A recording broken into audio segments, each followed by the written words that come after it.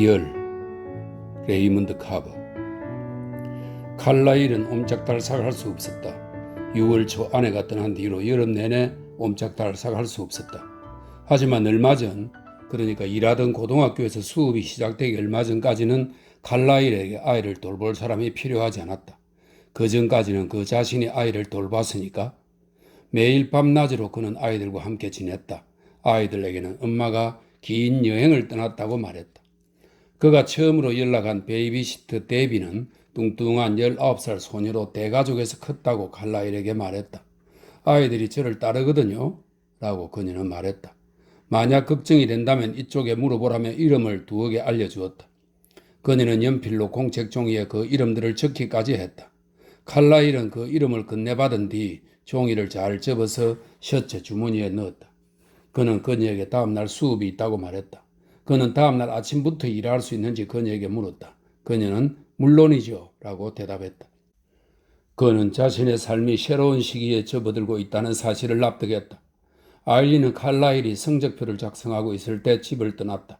그녀는 서든 캘리포니아로 가 거기서 자신만을 위한 새로운 삶을 시작하겠다고 말했다.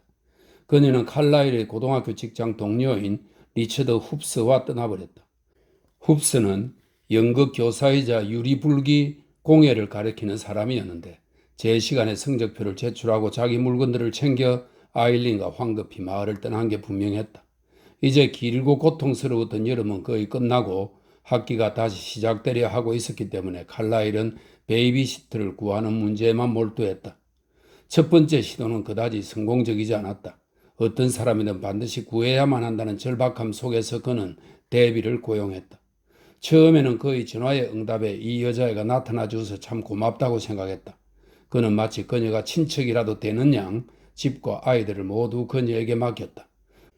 그러니 자기 자신이 자신의 부주의함이 아니라면 그 누구를 탓하겠느냐고. 그 첫 번째 주에 학교에서 일찍 집으로 돌아왔다가 백밀러의 헝겊으로 만든 엄청나게 큰 주사위 2개가 걸린 자동차 옆에 주차할 때 그는 확신했다. 놀랍게도 그는 앞뜰에서 더러워진 옷을 입은 아이들이 손을 물어뜯을 만큼 덩치가 큰 개와 놀고 있는 광경을 목격했다.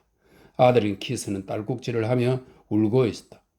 딸인 세라는 그가 차에서 나오는 걸 보고 울기 시작했다. 아이들은 잔디밭에 앉아 있었고 개는 아이들의 손과 얼굴을 핥고 있었다. 개는 그를 향해 으르렁대다가 칼라일이 아이들에게 다가가지 조금 물러섰다. 그는 키스를 안고 그 다음에 세라를 안았다. 한 팔에 한 아이씩 안고 그는 현관문으로 향했다. 집 안에서는 전축이 어찌나 크게 울리든지 앞 창문이 떨릴 지경이었다. 거실에서는 다탁 주변에 앉아있던 3명의 10대 소년이 그 자리에서 벌떡 일어났다. 탁자에는 맥주병들이 있었고 잿더리에는 담배가 타고 있었다. 스테레오 오디오에서 로드 스튜어트가 소리를 질러댔다. 소파에는 그 뚱뚱한 여자의 데비가 또 다른 10대 소년과 앉아있었다. 그녀는 거실로 들어오는 칼라일을 도무지 믿을 수 없다는 듯 얼어붙은 채 쳐다봤다. 그 뚱뚱한 여자의 블라우스는 단추가 풀려 있었다. 그녀는 두 다리를 모으고 앉은 채 담배를 피우고 있었다. 거실은 담배 연기와 음악 소리로 가득했다. 그 뚱뚱한 여자애와 친구는 황급히 소파에서 몸을 일으켰다. 칼라일 씨, 잠깐만요. 데비가 말했다. 설명해 드릴게요. 설명 필요 없어. 칼라일이 말했다. 빨리 여기서 꺼져버려. 너희들 모두 던져버리기 전에. 그는 아이들을 안고 있는 손에 힘을 주었다. 나을 치는 계산해 주셔야죠. 블라우스의 단추를 채우며 그 뚱뚱한 여자아이가 말했다. 그녀는 그때까지도 손에 담배를 들고 있었다. 단추를 채우려고 하자 담배 재가 떨어졌다.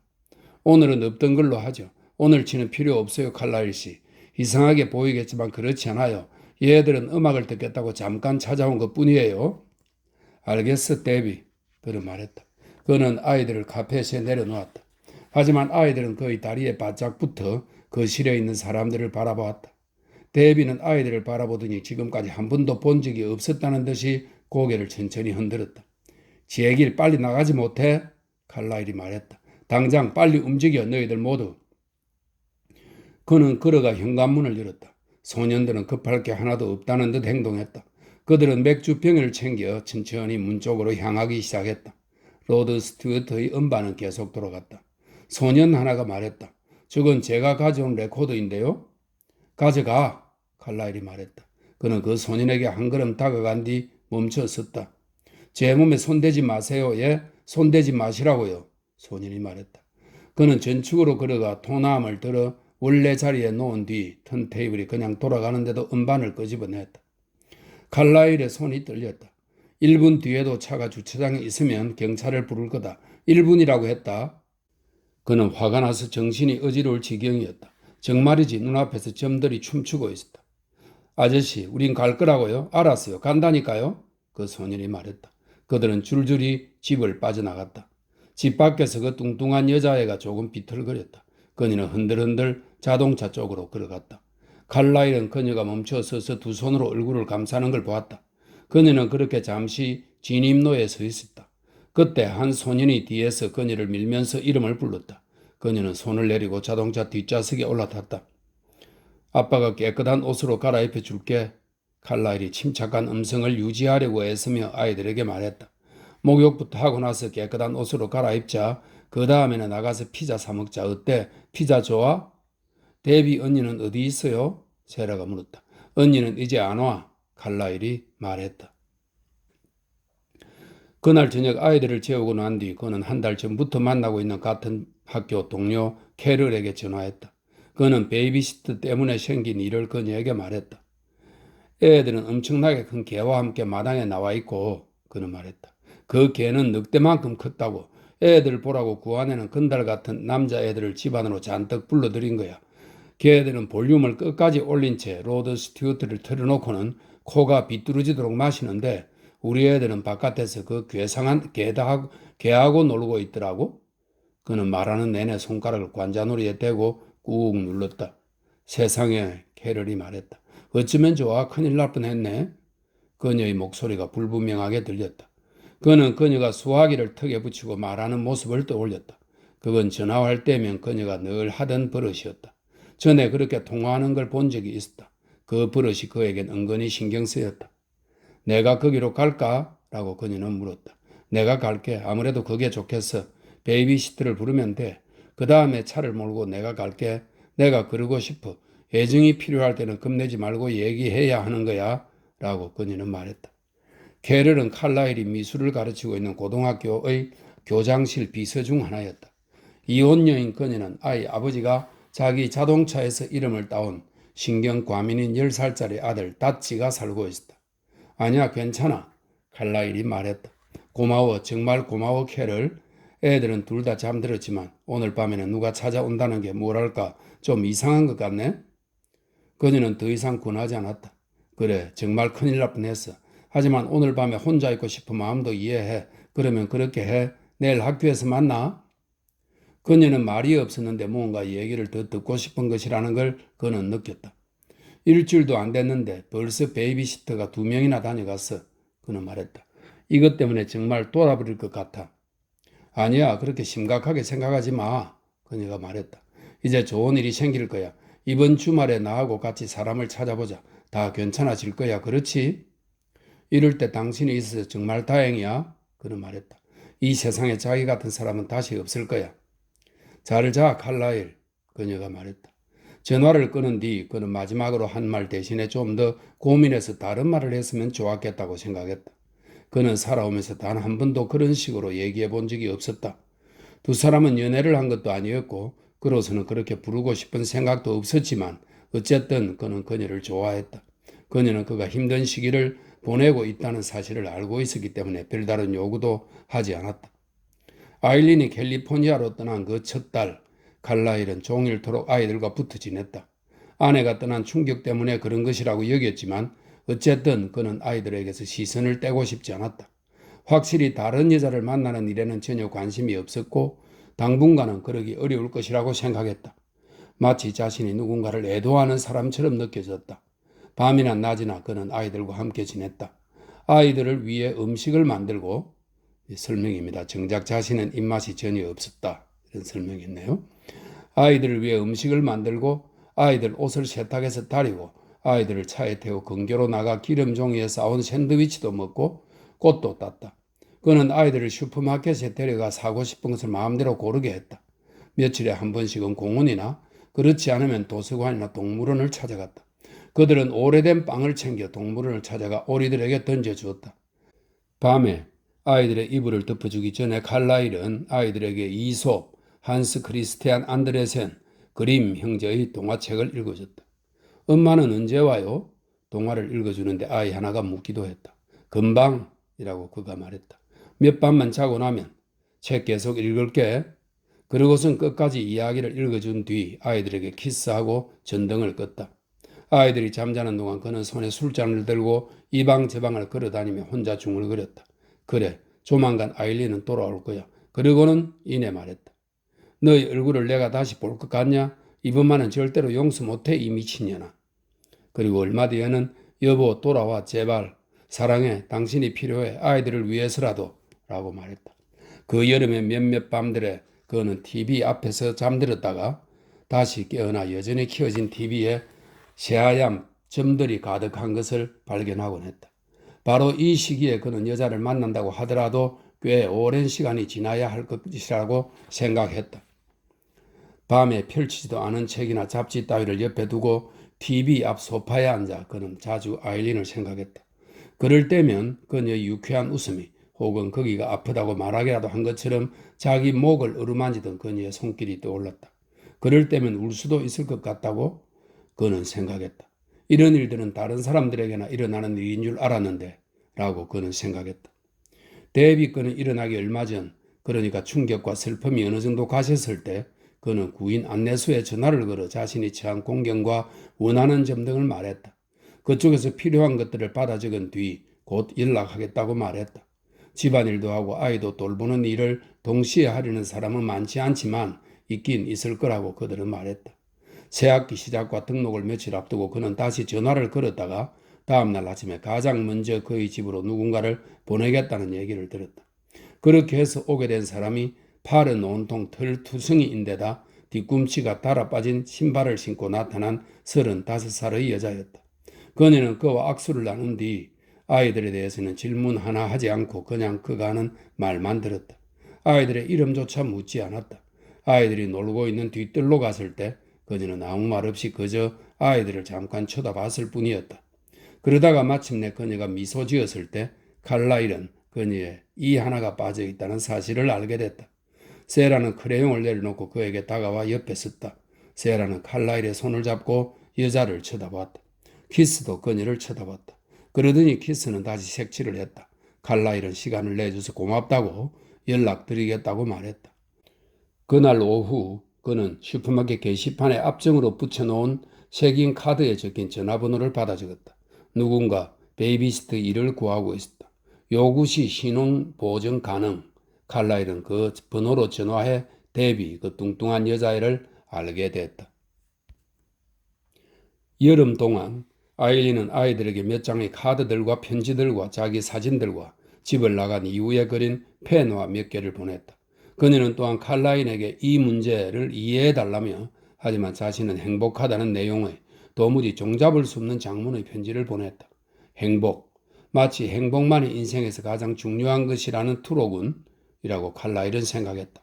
그녀는 늘 말한 대로 그리고 자신이 가장 믿었던 것처럼 자신을 사랑한다면 자신도 그를 사랑했다는 걸 잊지 말라며 모든 걸 이해하고 일어난 일을 그대로 받아들일 수 있을 것이라고 말했다. 그녀는 이렇게 썼다. 진실로 맺어진 것은 절대로 다시 풀리지 않아. 칼라일은 그녀가 자신들의 관계에 대해서 말하는 것인지 아니면 캘리포니아의 삶에 대해서 말하는 것인지 알 수 없었다. 그는 맺어진이라는 단어가 싫었다. 그 말이 두 사람과 무슨 관계가 있단 말인가? 그녀는 두 사람이 동업이라도 한다고 생각하는 것일까? 그런 식으로 얘기하다니 아일린이 완전히 넋이 빠진 것이라고 그는 생각했다. 그는 그 부분을 다시 한번 읽고 나서 편지를 구겨버렸다. 하지만 몇 시간 뒤에 그는 쓰레기통에서 던진 편지를 다시 찾아내 그녀가 보낸 다른 카드들과 편지들이 있는 벽장 서랍 안의 상자 속에 넣었다. 거기 있는 봉투 하나에는 수영복 차림의 큰 플로피 햇을 쓴 그녀의 사진이 들어있었다. 또 어깨를 구부정하게 수그리고 두 손으로 두 눈을 가린 채 얇은 가운을 입고 강가에 앉아있는 여인을 두꺼운 종이에 그린 연필화도 있었다. 칼라일은 그 그림이 당시 상황에 대한 아일린의 애통한 마음을 보여주려는 것이라고 추측했다. 대학에서 미술을 전공한 그녀는 결혼에 동의하면서도 자기 재능으로 무언가 할 생각이라고 말했다. 칼라일은 그 생각과 조금도 다르지 않다고 말했다. 그건 당신의 의무야 라고 그는 말했다. 우리 둘을 위한 의무야. 그 시절에 두 사람은 서로 사랑하고 있었다.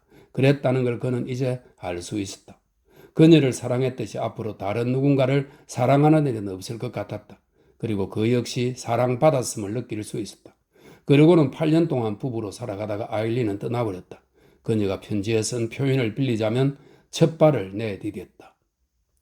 캐럴에게 전화한 뒤 그는 잠든 아이들을 바라보았다. 그러고선 부엌으로 가서 술을 따랐다. 그는 아일린에게 전화를 걸어 베이비시트 문제를 얘기해볼까 생각하다가 안 하기로 했다. 그는 물론 그녀의 전화번호와 주소를 가지고 있었다. 하지만 딱 한 번 전화를 걸었을 뿐 그때까지 편지는 한 통도 쓰지 않았다. 당시 상황과 관련한 혼란스러운 감정 때문이기도 했고 분노와 수치 때문이기도 했다. 한번 초여름경에 몇 잔의 술을 마신 뒤 수치심을 각오하고 전화한 일이 있었다. 리처드 홉스가 전화를 받았다. 리처드는 마치 자기가 아직도 칼라일의 친구인 양 칼라일이구나 하고 대답했다. 그러더니 뭔가 생각났다는 듯이 잠깐만 기다려 괜찮지? 라고 말했다. 아일린은 전화를 받고는 칼라일 잘 있어? 애들은 어때? 어떻게 지내는지 말해줘 라고 말했다.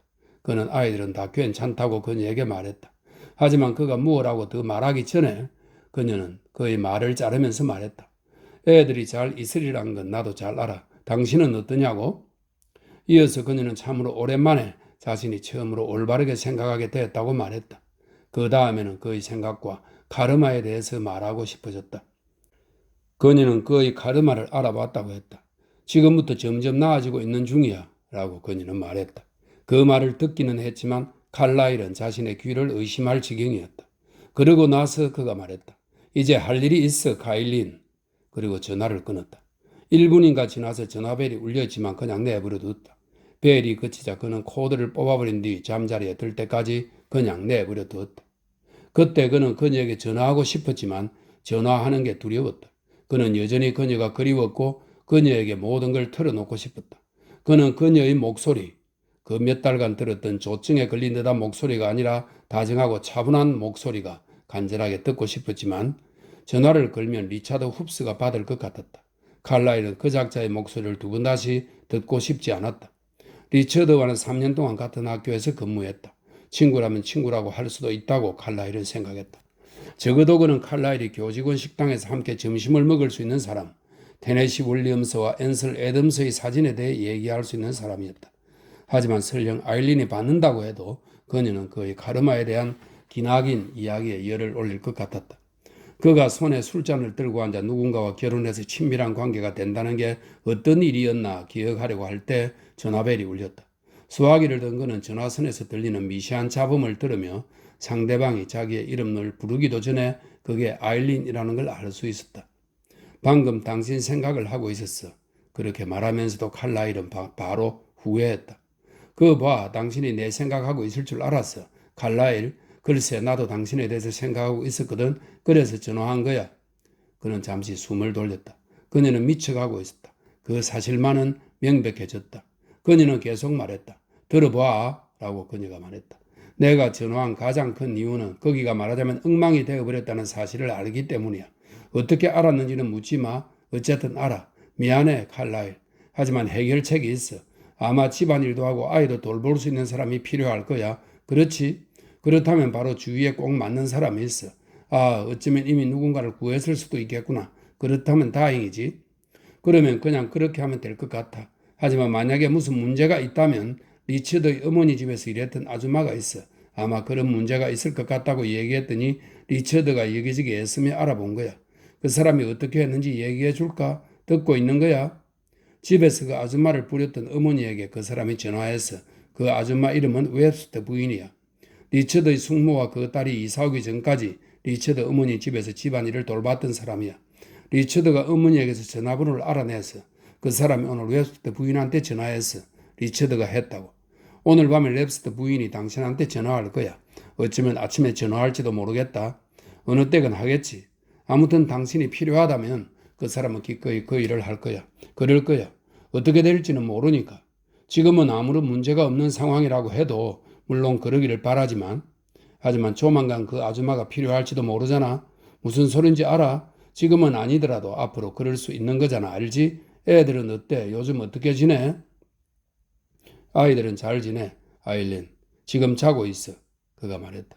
어쩌면 그녀에게 아이들이 매일 밤 울다 지쳐 잠든다고 말해야만 하는 것인지도 몰랐다. 만약 그녀에게 사실대로 말하자면 지난 2주 동안은 단 한 번도 엄마에 대해 물어보지 않았다고 그렇게 사실대로 말하면 어떨까 하고 그는 생각했다. 그는 어느 쪽도 말하지 않기로 했다. 아까 전화했는데 통화 중이더라고. 여자친구한테 전화하는 모양이라고 리처드한테 말했었는데 라고 말하면서 아일린은 웃음을 터뜨렸다. 긍정적으로 생각해. 목소리가 안 좋은 것 같아. 그녀가 말했다. 이제 가봐야 해, 아일린. 그는 수화기를 귀에서 떼고 내려놓으려 했다. 하지만 그녀는 계속 얘기했다. 키스와 셰라에게 사랑한다고 전해줘. 엄마 그림을 더 보내주겠다는 얘기도. 애들한테 그렇게 말해줘. 엄마가 화가라는 걸 잊지 않았으면 좋겠어. 아직은 훌륭한 화가가 아니지만 그건 중요한 게 아니니까. 어쨌든 화가는 화가란 말이지. 중요한 건 애들이 그걸 까먹지 않는 거야. 전해줄게. 칼라일이 말했다. 리처드가 안부를 전한대. 칼라일은 아무 말도 하지 않았다. 그는 혼자 중얼거렸다. 안부라고? 도대체 그 작자는 무슨 뜻으로 그런 말을 한 걸까? 그러고는 말했다. 전화해줘서 고마워. 그 아줌마에게 말해준 것도 고마워. 웹스터 부인이야? 그래, 이젠 전화를 끊어야겠어. 전화비 많이 들겠어. 아일린은 웃음을 터뜨렸다. 돈 따위야. 돈은 중요하지 않아. 그저 교환의 필수 매개일 뿐이지. 돈보다 더 중요한 것들이 많아. 물론 당신은 이미 알겠지만. 그는 수화기를 얼굴 앞으로 가져왔다. 그는 그녀의 목소리가 흘러나오는 그 기계를 가만히 바라보았다. 칼라일, 당신을 둘러싼 모든 일들이 다 잘 되고 있어. 나는 그렇다는 걸 알거든. 당신은 내가 미친 게 아닐까 하고 생각하겠지만 그녀가 말했다. 기억해 주기만 하면 돼. 무엇을 기억하란 말인가? 칼라일은 깜짝 놀라며 혹시 자기가 놓친 이야기가 있는 게 아닌가 생각했다. 그는 수화기를 다시 귀에 댔다. 아일린 전화 고마워. 그가 말했다. 우리는 항상 연락을 유지해야 해. 아일린이 말했다. 모든 통신 수단을 열어둬야 해. 가장 나쁜 일은 지나간 거야. 우리 둘 모두에게 나 역시 고통스러웠어. 하지만 우리는 이 생에서 우리가 얻어내야 하는 것들을 얻어내고 있는 거야. 우리 둘 다 결국 길게 보면 우리는 점점 더 강해지고 있는 중인 거야. 잘 자. 그가 말했다. 그는 수화기를 내려놓았다. 그러고는 전화기를 바라봤다. 그는 기다렸다. 전화벨은 울지 않았다. 하지만 1시간이 지난 뒤 다시 전화벨이 울렸다. 그는 전화를 받았다. 칼라일 씨인가요? 할머니 목소리였다. 저를 모르시겠지만 저는 짐 웹스터 부인입니다. 제가 연락드리기로 했는데. 웹스터 부인, 그가 말했다. 아일린이 말한 사람이라는 생각이 떠올랐다. 웹스터 부인이시군요. 내일 아침에 저희 집으로 오실 수 있나요? 일찍 7시쯤. 어렵지 않아요. 할머니가 말했다. 7시 주소를 불러주세요. 많은 도움이 되어 주셨으면 합니다. 칼라일이 말했다. 제게 맡겨주세요. 라고 그녀가 말했다. 저한테는 얼마나 중요한 문제인지 몰라요. 칼라일이 말했다. 염려 놓으세요. 할머니가 말했다. 다음날 아침 알람이 울렸을 때 그는 계속 눈을 감은 채 그때 꾸고 있던 꿈속에 머물러 있고 싶었다. 시골 집이 나오는 꿈이었다. 거기에는 폭포도 있었다. 그로서는 잘 모르는 누군가가 무언가를 들고 길을 따라 걷고 있었다. 아마도 피크닉 바구니 같았다. 그는 그 꿈이 불편하게 느껴지지 않았다. 그 꿈에는 편안한 감정이 있는 듯했다. 결국 그는 몸을 굴려 알람을 멈추었다. 그는 잠시 침대에 누워 있었다. 그리고는 일어나 슬리퍼를 신고 부엌으로 가서 커피를 끓이기 시작했다. 하루를 시작하기 위해 그는 면도를 하고 옷을 다 입었다. 그런 다음 부엌 식탁에 커피와 담배 한 개비를 올려놓고 앉았다. 아이들은 아직 침대에 있었다. 5분 정도 있다가 시리얼 상자를 식탁 위에 놓고 그릇과 스푼을 내놓은 뒤 아이들을 깨워 아침을 먹일 계획이었다. 어제 전화했던 할머니가 오늘 아침에 온다고 했지만 솔직히 믿기지 않았다. 오늘 7시 5분까지 기다려본 뒤 하루 쉬겠다고 학교에 전화를 하고 믿을 수 있는 사람을 구하기 위해 전력을 다하기로 결심했다. 그는 커피 잔을 입에 갖다 댔다. 바로 그때 거리에서 덜컹대는 소리가 들렸다. 그는 창문으로 가서 밖을 내다보기 위해 잔을 내려놓고 식탁에서 일어났다. 픽업 트럭 한 대가 집 앞 연석 쪽에 바짝 붙어 있었다. 엔진이 공회전을 하자 운전석이 흔들렸다. 칼라일은 현관문으로 가서 문을 열고 손을 흔들었다. 할머니가 손을 흔들더니 차에서 내렸다. 칼라일은 운전사가 몸을 웅크리고 대시보드 아래로 사라지는 모습을 보았다. 트럭은 헐떡대며 한 번 더 흔들리더니 잠잠해졌다. 칼라일 씨인가요? 큰 핸드백을 들고 천천히 걸어오면서 할머니가 물었다. 웹스터 부인이시죠? 그가 말했다. 안으로 들어오세요. 남편분이신가요? 그분도 들어오시라고 하세요. 커피를 막 끓였어요. 괜찮아요. 그녀가 말했다. 그 사람한테는 보온병이 있거든요. 칼라일은 어깨를 으쓱였다. 그는 그녀를 위해 문을 잡고 있었다. 그녀는 안으로 들어왔고 두 사람은 악수했다. 웹스터 부인은 미소를 지었다. 칼라일은 고개를 끄덕였다. 그들은 부엌으로 갔다. 오늘부터 필요하다고 하셨죠, 그때? 그녀가 물었다. 제가 아이들부터 깨울게요. 그가 말했다. 아이들을 소개시켜드리고 학교에 출근하겠습니다. 그게 좋겠네요. 그녀가 말했다. 그녀는 부엌을 둘러봤다. 그녀는 싱크대 위에 핸드백을 올려놓았다. 제가 아이들을 데려오겠습니다. 그가 말했다. 1, 2분이면 됩니다. 얼마 뒤 그가 아이들을 데리고 나와 인사시켰다.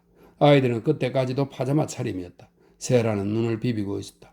키스는 완전히 깨어났다. 이 애는 키스입니다. 칼라일이 말했다. 그리고 여기는 세라입니다. 그는 세라의 손을 잡고 웹스터 부인 쪽을 향했다. 보시다시피 사람이 필요해요. 돌봐줄 분이 필요하답니다. 그게 제일 큰 문제예요. 웹스터 부인은 아이들에게 다가갔다. 그녀는 키스가 입고 있던 파자마의 맨 위 단추를 채웠다. 그녀는 세라의 얼굴을 가린 머리칼을 넘겼다. 아이들은 가만히 있었다. 얘들아, 이젠 걱정하지 말거라. 그녀가 아이들에게 말했다. 칼라일 씨, 이제 됐어요. 우린 잘 지낼 거예요. 우리에 대해 알 수 있게 하루 이틀 시간만 주시면 됩니다.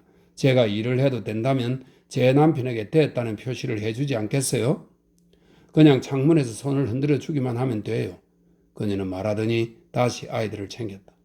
칼라일은 베이 창문으로 가서, 이 베이 창문은 밖으로 돌출된 형태의 창을 말합니다. 칼라일은 베이 창문으로 가서 커튼을 걷었다. 트럭의 운전석에서 한 노인이 집을 바라보고 있었다. 그는 막 보온병 컵을 입에 대고 있었다. 칼라일은 그를 향해 손을 흔들자 노인은 컵을 들고 있지 않은 손을 흔들었다. 칼라일은 그가 운전석 창을 내리고 잔에 든 것을 내다 버리는 것을 바라봤다. 그러더니 그는 다시 대시보드 아래로 몸을 수그렸고, 설명입니다. 칼라일은 그가 몇몇 선들을 만지는 거라고 생각했다. 트럭은 금방 시동이 걸리면서 흔들리기 시작했다. 노인은 기어를 넣고 연석 옆에서 차를 출발시켰다. 칼라일은 창에서 돌아섰다. 웹스터 부인, 그가 말했다. 와 주셔서 고맙습니다. 제가 더 고마워요, 칼라일 씨. 그녀가 말했다. 이제 늦기 전에 일 보세요. 걱정할 일은 하나도 없어요. 우린 잘 지낼 테니까. 그렇지 얘들아. 아이들은 고개를 끄덕였다. 키스는 한 손으로 그녀의 치마를 잡고 있었다. 다른 손 엄지는 입에 물고 있었다. 고맙습니다. 칼라일이 말했다. 정말 100%는 좋아졌습니다. 그는 고개를 흔들며 웃었다. 아이들에게 잘 있으라고 키스하는 동안 그의 가슴 속에서 뭔가 북받쳐 올랐다. 그는 웹스터 부인에게 몇 시에 집에 돌아올 것인지 말하고 외투를 입은 뒤 다시 한번 잘 있으라고 말하며 집을 나섰다. 몇 달 만에 처음으로 어깨의 짐이 조금 떨어지는 느낌이었다. 학교까지 차를 몰고 가는 동안 그는 라디오를 틀어놓고 음악을 들었다. 초기 미술사 수업 시간, 그는 비잔틴 회화에 관한 슬라이드를 놓고 오랫동안 강의했다. 그는 시간을 두고 천천히 디테일과 모티브의 미묘한 차이에 대해 설명했다. 그는 작품들에 나타나는 감정적인 힘과 적합성을 지적했다. 하지만 그가 이름 없는 화가들이 당시 어떤 사회적 환경 속에 있었는지에 대해 너무 오랫동안 설명하자 신발로 바닥을 비비거나 흙기침을 하는 학생들이 하나둘 나오기 시작했다. 그날 계획된 수업 일정의 3분의 1 정도만 소화했을 뿐이었다. 끝나는 종이 울린 뒤에도 그는 말을 멈추지 않았다. 수채화를 가르치기로 되어 있는 다음 시간이 되자 그는 이상하게 마음이 고요해지고 모든 걸 알 것 같은 느낌이 들었다.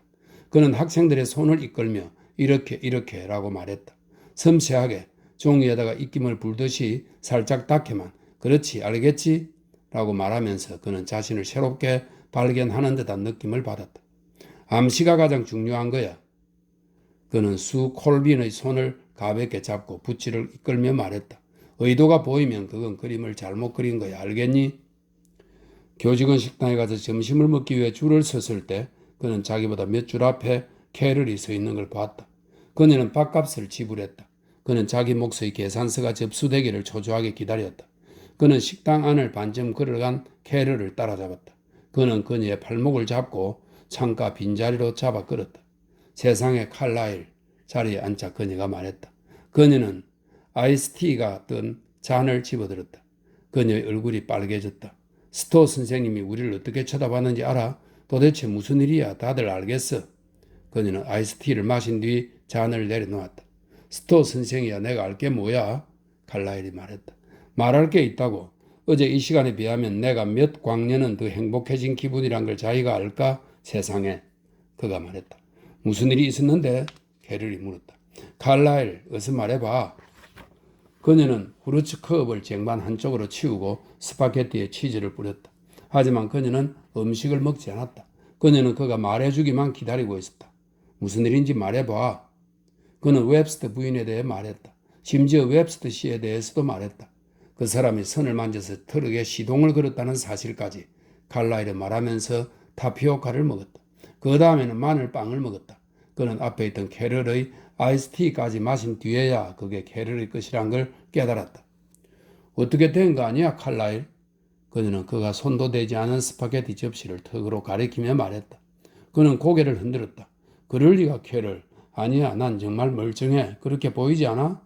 이번 여름을 보내면서 이렇게 기분이 좋기는 처음이야. 그는 목소리를 낮췄다. 오늘 밤에 집으로 와, 알겠지?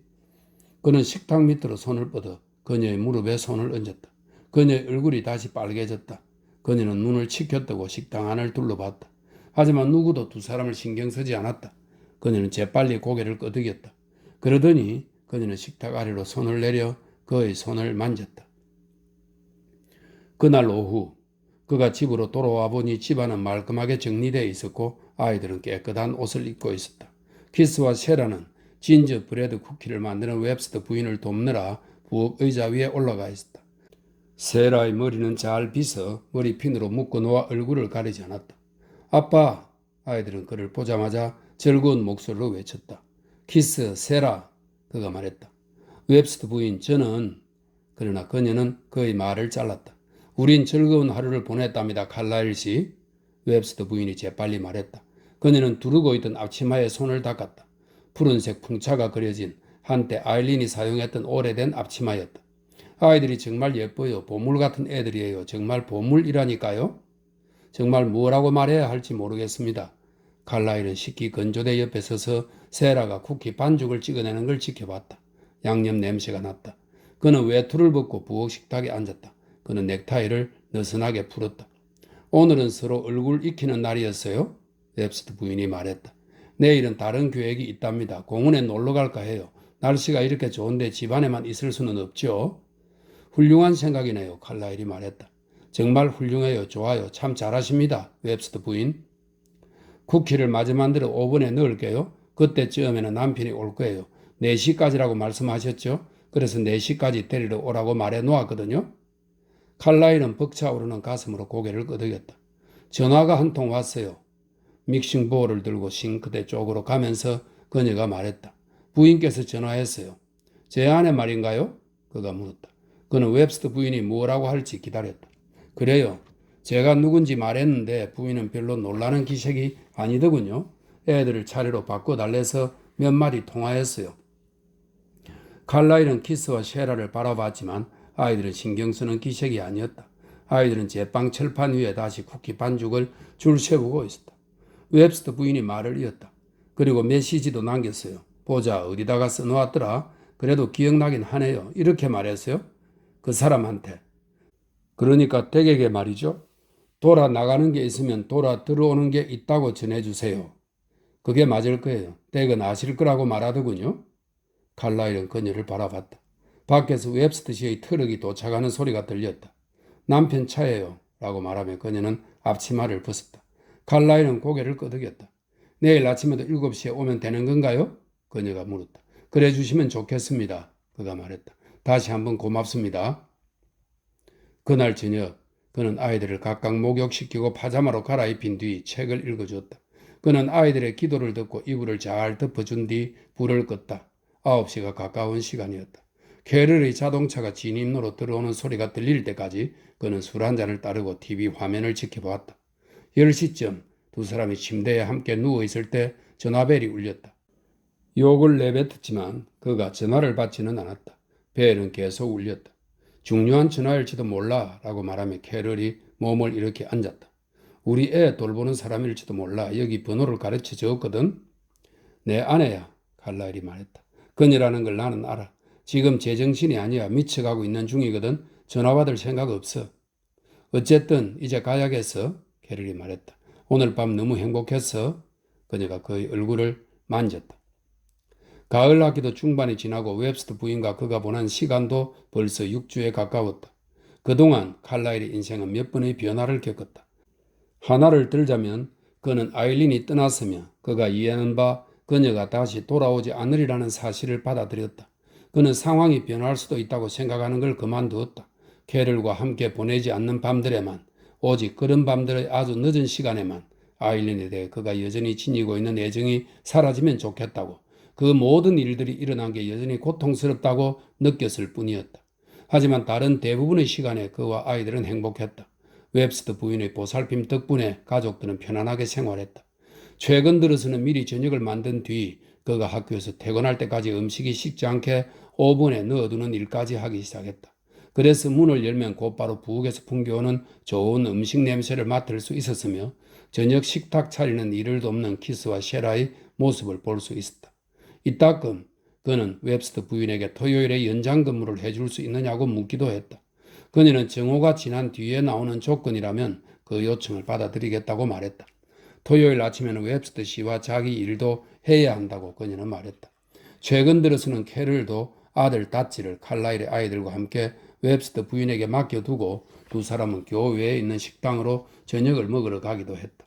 그는 자신의 인생이 다시 새롭게 시작된다고 믿었다. 6주 전의 그 전화 이후로 아일린의 목소리를 들은 적은 없지만 이제 그는 어떤 분노나 눈물이 떨어질 듯한 감정 없이 그녀를 생각할 수 있었다. 학교 일을 보자면 이제 수업은 중세 시대를 지나 막 고딕으로 들어가고 있었다. 르네상스까지는 아직 시간이 남아있어 적어도 크리스마스 방학이 지나야만 들어갈 수 있었다. 칼라일이 아프기 시작한 건 바로 이 즈음이었다. 하룻밤 사이의 일인 것 같은데 돌연 가슴이 조이고 머리가 아파왔다. 몸의 관절들이 뻣뻣해졌다. 돌아다니려니 현기증이 났다. 두통은 점점 더 심해졌다. 일요일 아침에 잠에서 깨어나는데도 두통이 사라지지 않아 그는 웹스터 부인에게 전화를 걸어 아이들과 좀 어딜 다녀와 달라고 부탁이라도 할까 생각했다. 아이들은 그에게 주스와 소다수를 잔에 따라 갖다 주는 등 사랑스럽게 굴었다. 하지만 그는 아이들을 전혀 돌볼 수 없었다.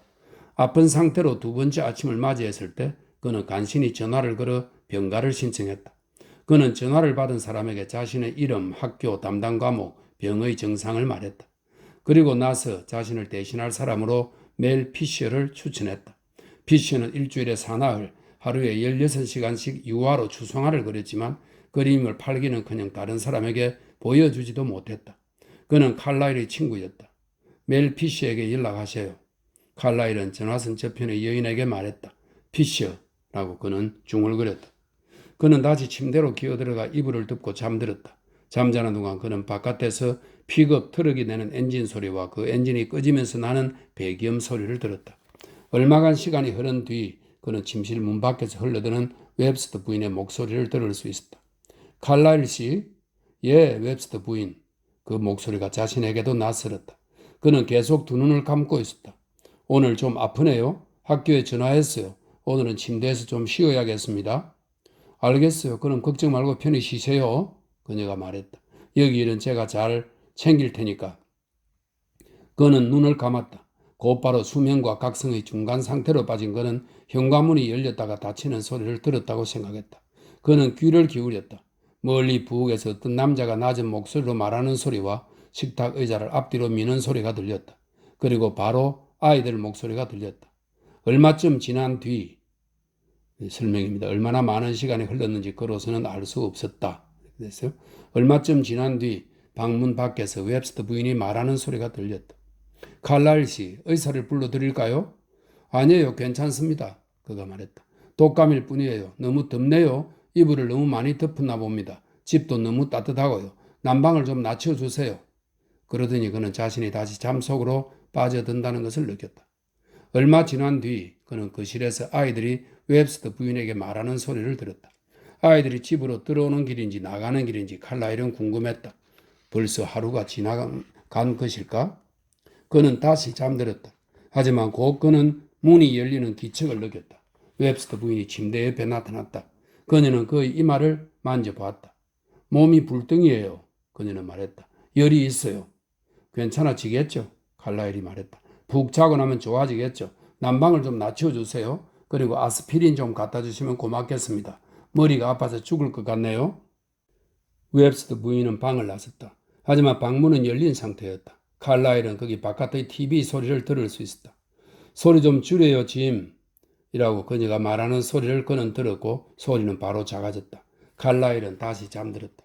하지만 그는 채 1분도 잠들 수 없었는데 그건 웹스터 부인이 갑자기 쟁반을 들고 방으로 돌아왔기 때문이었다. 그녀는 침대 한쪽에 앉았다. 그는 몸을 이렇게 앉으려고 했다. 그녀는 그의 등 뒤에 베개를 갖다 댔다. 이걸 드세요. 그에게 알약을 건네면서 그녀가 말했다. 이것도 드시고요. 그녀는 그에게 주스 한 잔을 건넸다. 크림 오브 휘트도 가져왔어요. 이 크림 오브 휘트는 시리얼 상표라고 하네요. 주로 우유나 물에 끓여 먹는 상품이라고 합니다. 크림 오브 휘트도 가져왔어요. 이것도 먹었으면 해요. 먹는 게 좋을 거예요. 그는 아스피린을 삼키고 주스를 마셨다. 그는 고개를 끄덕였다. 하지만 다시 눈을 감았다. 그는 다시 잠 속으로 빠져들고 있었다. 칼라일 씨, 그녀가 말했다. 그는 눈을 떴다. 깨어 있어요. 그가 말했다. 죄송합니다.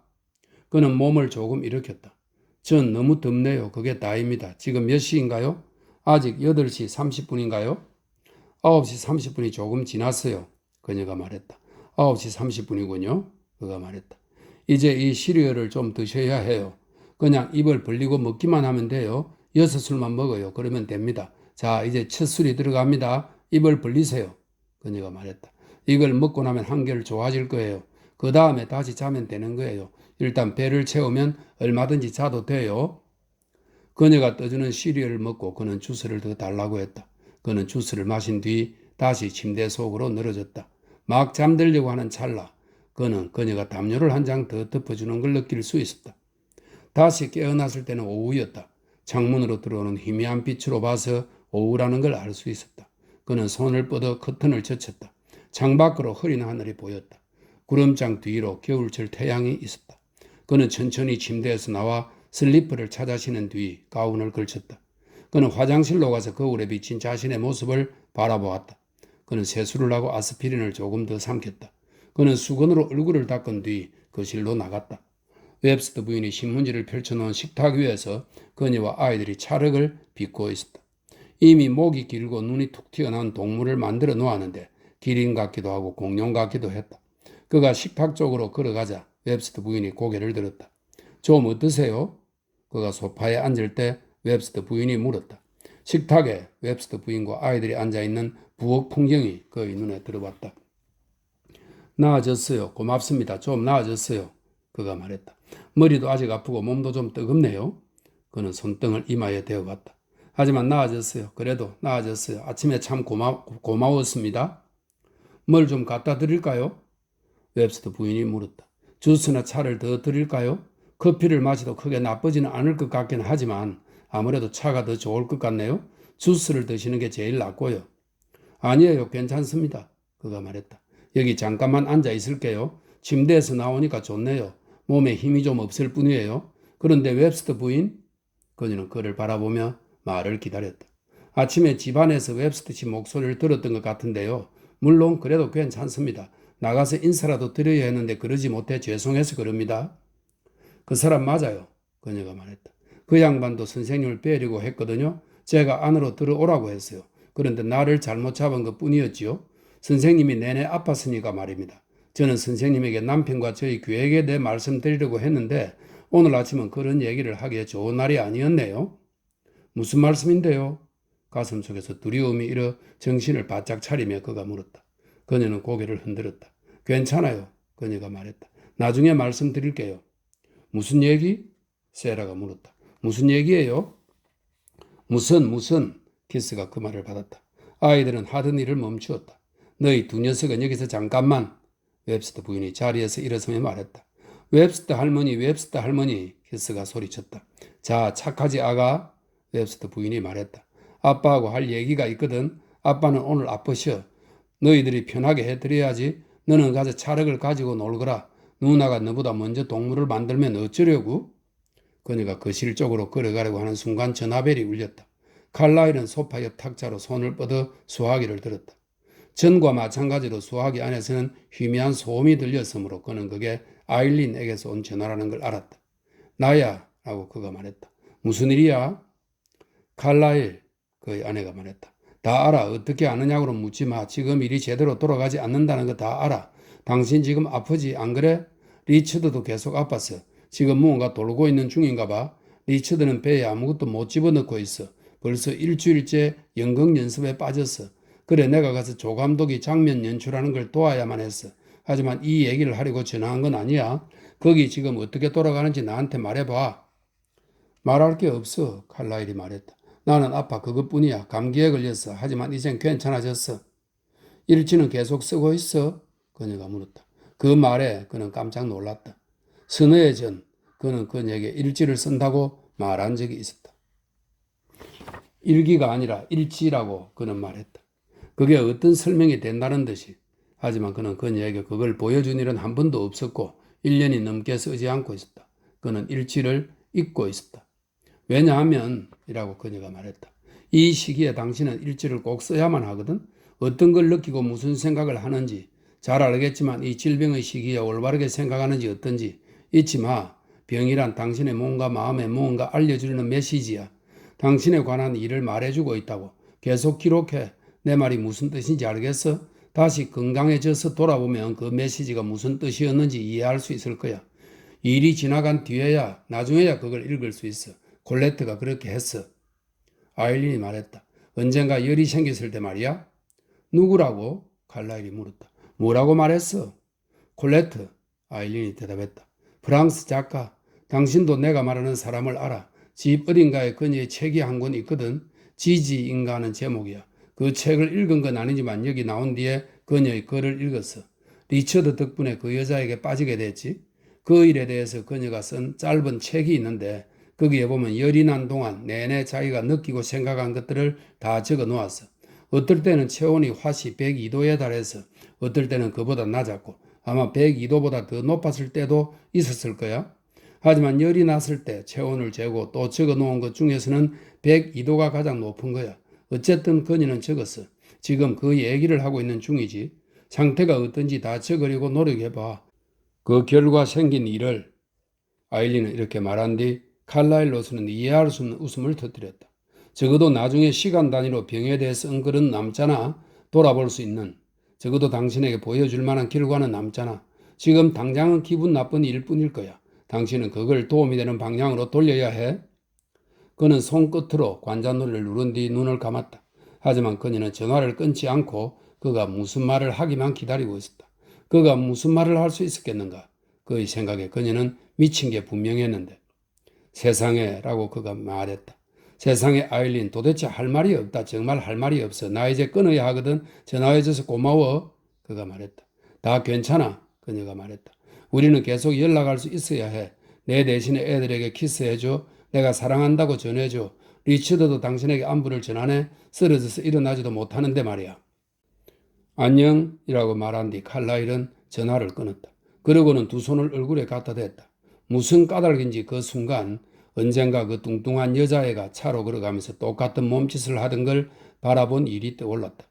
그는 두 손을 내리고 자신을 지켜보고 있던 웹스터 부인을 바라보았다. 나쁜 소식이 아니길 바라요. 그녀가 말했다. 그 할머니는 그가 앉은 소파 가까이 의자를 가져왔다. 칼라일은 고개를 흔들었다. 좋아요 라고 웹스터 부인이 말했다. 그럼 좋아요 그럼.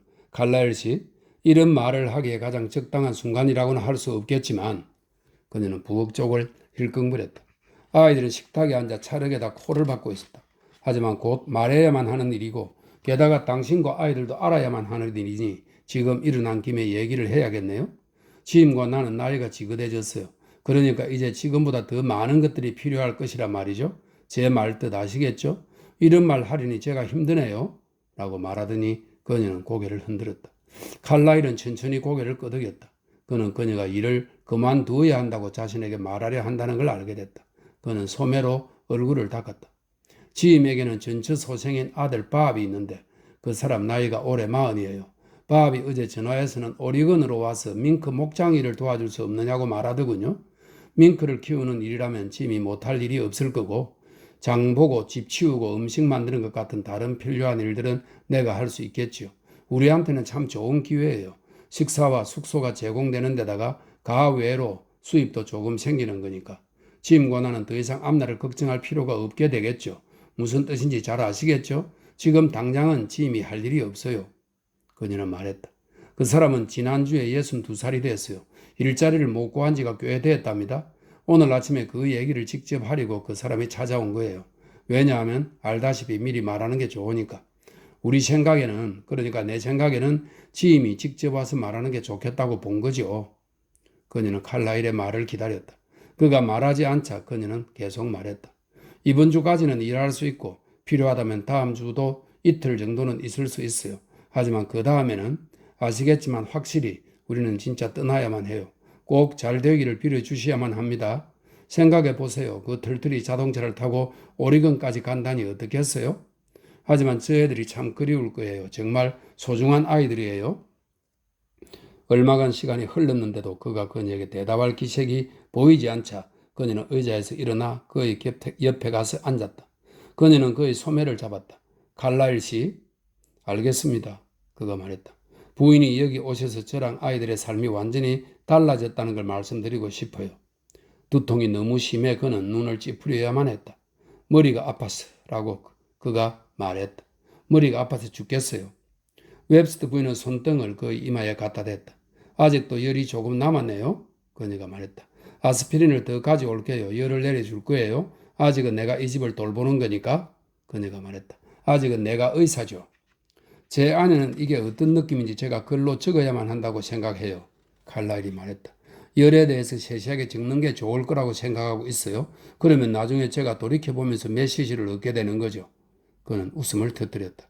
눈에서 눈물이 조금 나왔다. 그는 손목으로 눈물을 닦았다. 아스피린하고 주스를 드린 뒤에 애들 데리고 다른 데 가 있을게요. 웹스터 부인이 말했다. 아무래도 이제 촬영놀이에는 실증을 느끼는 것 같으니까. 칼라일은 그녀가 다른 방으로 가서 자기 혼자 남게 되는 일이 두려웠다. 그는 계속 말하고 싶었다. 그는 목을 가다듬었다.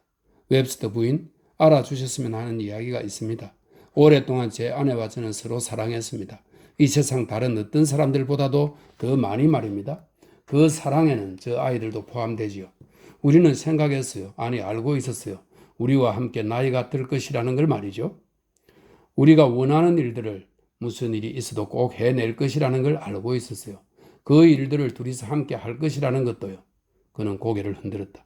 이제 앞으로는 두 사람이 무슨 일을 하든지 간에 각자 상대방 없이 할 수밖에 없다는 바로 그 사실이 그 순간 그 무엇보다도 슬픈 일처럼 그에게 느껴졌다.